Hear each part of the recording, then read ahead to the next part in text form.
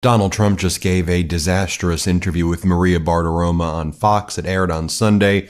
Donald Trump essentially said, "We're heading into a recession, but don't you worry, it's going to be worth it." Here, play this clip. And I want to ask you about Ukraine and the blow up the other day with Zelensky. Let me stay on the economy for a moment, because there are rising worries about a slowdown. You've got the Atlanta Federal Reserve saying we're going to have a contraction in the first quarter. Look, I know that you inherited a mess, and you said that the other night. I've only been here, but are you expecting a recession this year?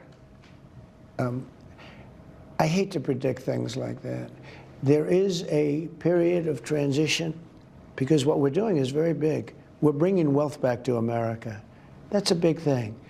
And there are always periods of, it takes a little time. It takes a little time. But I think it should be great for us. I mean, I think it should be great. It's going to be great ultimately for the farmer. You know, don't forget, When Donald Trump is asked about how he is tanking the markets and how his tariffs are causing major economic issues, Donald Trump's response is, "We shouldn't worry about that right now." He goes, "We should think about things in terms of 100-year plans. The way China has a 100-year plan, we shouldn't be focused on short-term recession or depression." Here, play this clip. And he was great. He did. Before you came into the Oval Office the first time, you were a very successful businessman, very successful real estate executive. And a lot of people said, oh, this is the business president. This is it. He's watching the stock market. He knows all about, he doesn't want the market to go down. And now we've got tariffs and the market has been going down. Well, not much. I mean, in all fairness, you said, look, we're going to have a disruption, but we're okay with that. Is that what you meant? The stock market going down was the disruption? What other disruption were you alluding to? Look, what I have to do is build a strong country. You can't really watch the stock market. If you look at China, they have a 100-year perspective. We have a quarter. We go by quarters. That's true. And you can't go by that. You have to do what's right. What we're doing is we're building a tremendous foundation for the future. Tremendous. And by the way, it's not that the stock market has gone down a little bit. The stock market has been crashing over the past month. If you look at the Dow, the NASDAQ, the S&P, crash, crash, crash. Maria Bartiromo asked Donald Trump, look, are you going to just maybe help give a little more certainty about what your policies are? Because on the one hand, you say there's going to be a tariff this day, and then there's not a tariff, then tariffs, then no tariffs.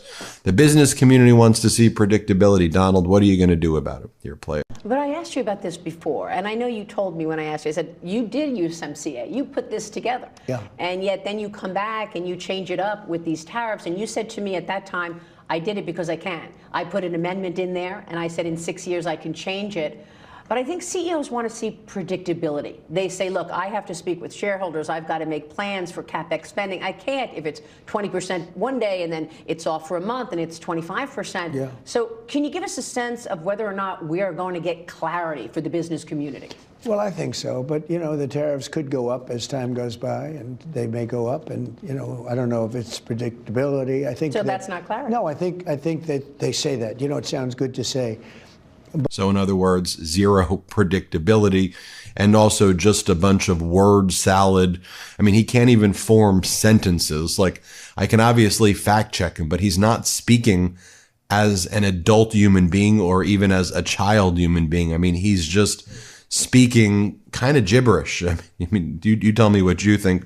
Maria Bartiromo then asked Donald Trump, she goes, well, look, you're saying that, these tariffs are great and they're going to make everyone rich. So then why do you keep taking away the tariffs? Like, are you going to put the tariffs on April 2nd? Why do you keep moving the deadline back? To which Donald Trump then responds in typical abuser fashion.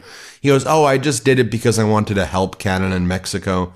I was just looking out for them. I didn't want to hurt them so much. Here, play this clip. Tariffs, because even as you're seeing this optimism and excitement, there's some nervousness over your tariffs. Markets have been selling off. People are not sure how to view it.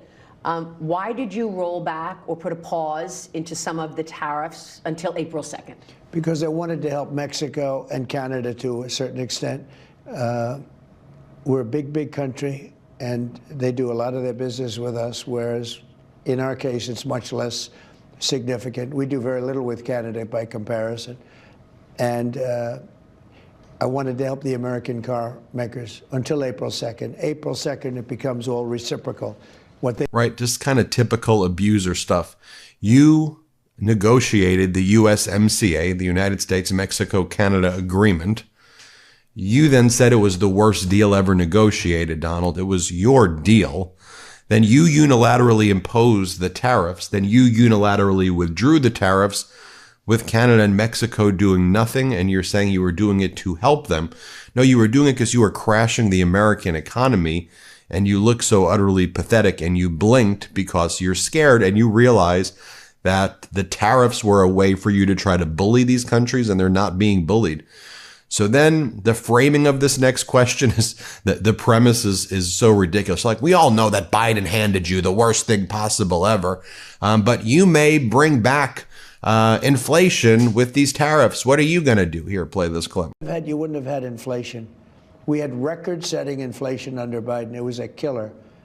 It's one of the reasons I won the election. But you may get it again with these tariffs, right? I mean, one CEO said to me, my input costs have already started to go up. I'm going to have to raise prices. In the meantime, guess what? Interest rates are down for the last 3-4 days at good levels. I mean, you know, when you add interest rates, you're talking about it's gone down. I've been saying, let's get interest rates down. You know, nobody ever gets rich when the interest rates are high because people can't borrow money. That's like the typical con artist thing, right? He's like, well, everyone may be losing their life savings. Your 401k may be in the absolute toilet right now. You may not be able to afford anything at all, but interest rates may be getting better, even though we're heading into a depression. So isn't that good? No, Donald, that's not good. And also, let me just be very clear. Do we all know why inflation took place during the Biden administration, which Biden fixed and brought down to about 2%? And we were now actually having interest rate cuts from the Fed because inflation was going down? Because Donald Trump added $8 trillion in debt in his first administration. $8 trillion. And then he printed money recklessly, and he refused to acknowledge the issues around COVID. And then that led to horrible, horrible economic issues that Biden had to fix. Like, it isn't a complicated situation here, but, you know, I guess coming from the right-wing propagandists who try to convince you that tariffs are a good thing for the economy, they'll say and try to sell you anything. But I have receipts. I remember when Donald Trump said that he will immediately bring prices down starting on day one as part of his campaign. Remember he said that? So when I win, I will immediately bring prices down starting on day one. We will end Kamala's war on American energy, and we will drill, baby, drill. We're going to drill. Going back to the interview with Maria Bartiromo here, Donald Trump says that one of his big priorities over the next few months, he's going to go after a lot of law firms that he doesn't like. Law firms, if he doesn't like you, he's going after law firms. Okay, is that your new Greenland law firms? Is that your new Panama Canal law firms? You can't pick on countries, so you're going to pick on law firms. Here, play this clip. That was the law firm that had the Steele dossier. Yeah, they had the Steele dossier. They had a lot of other things, and we have a lot of law firms that we're going to be going after because they were very dishonest people. They were very, very dishonest. They could go point after point after point, and it was so bad for our country. And we have a lot of law firms that we're going after. Then he says that Elon Musk has been amazing. He goes, we thought maybe you can cut about 4% of the government. He goes, Elon Musk is cutting 50, 60, 70%. And then Donald Trump's only point of reference of what's being cut is a lie. And he goes, oh, we found transgender mice research that are hundreds of what? And also it was transgenic, not transgender. And by the way, you're the MAGA Republicans. The MAGA Republicans are in charge of the budget. Y'all are the ones who are passing the continuing resolutions over and over again. So if you don't like the stuff in the budget, you know what we do in the United States of America? You pass a new budget. You don't just keep doing continuing resolutions.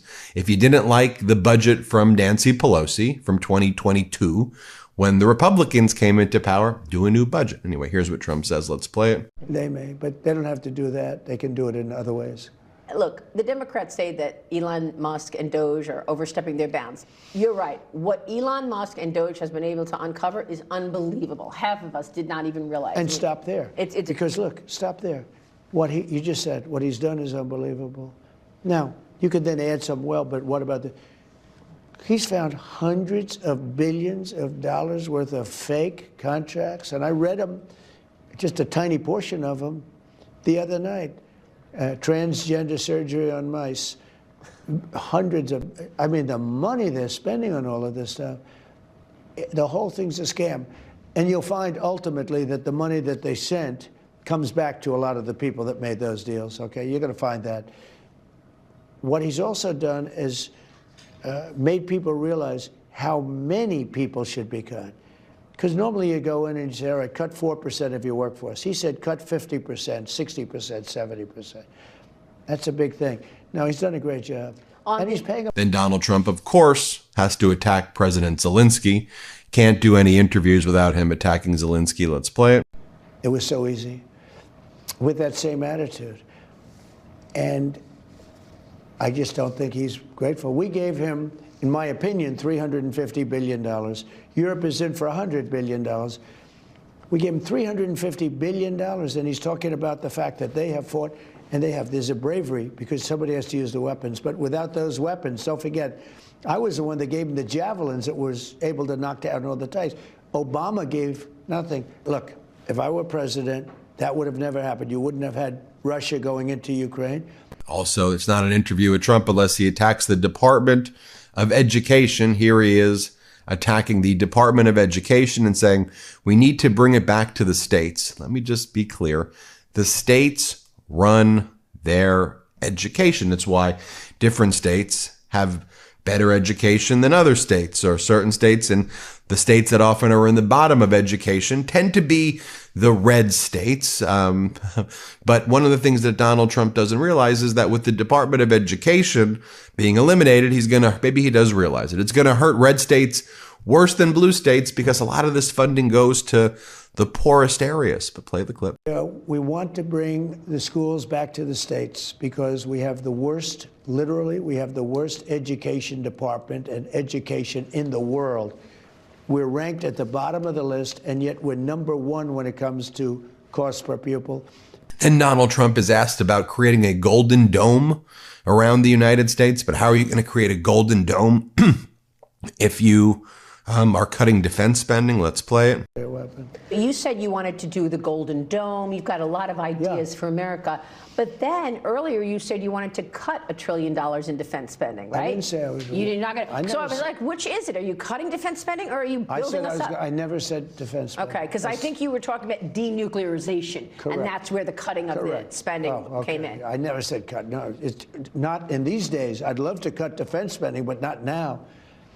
Because you have China, you have Russia, you have a lot of problems out there. No. In fact, no, what I have said is we spend a lot of money on nuclear missiles, nuclear weapons. The level of destruction is beyond anything you can even imagine. It's just bad that everybody has to spend all this money on something that if it's used, it's probably the end of the world. And while all of this is going on, you have Elon Musk talking about creating, or rather exiting NATO. This is what Elon Musk posted. So you have MAGA Republican Senator, this is the United States Senator Mike Lee, says, exit NATO now, exclamation point. And then Elon Musk reposts, we really should exit NATO now. Doesn't make sense for America to pay for the defense of Europe. To which I say, for the defense of Europe against who? Against Russia, who once they invade will then continue to take over Europe. But it's why Musk, Trump, people like Mike Lee, just say what you want. You want a dictatorship in America that has an alliance with the axis of evil. That's you want your friends to be Russia, North Korea, and you want a dictatorship here. Just say it. You're too pathetic and weak to say it. So you gaslight and you talk about transgender mice and you do that. Just say what you want. Say what you want. Are you scared?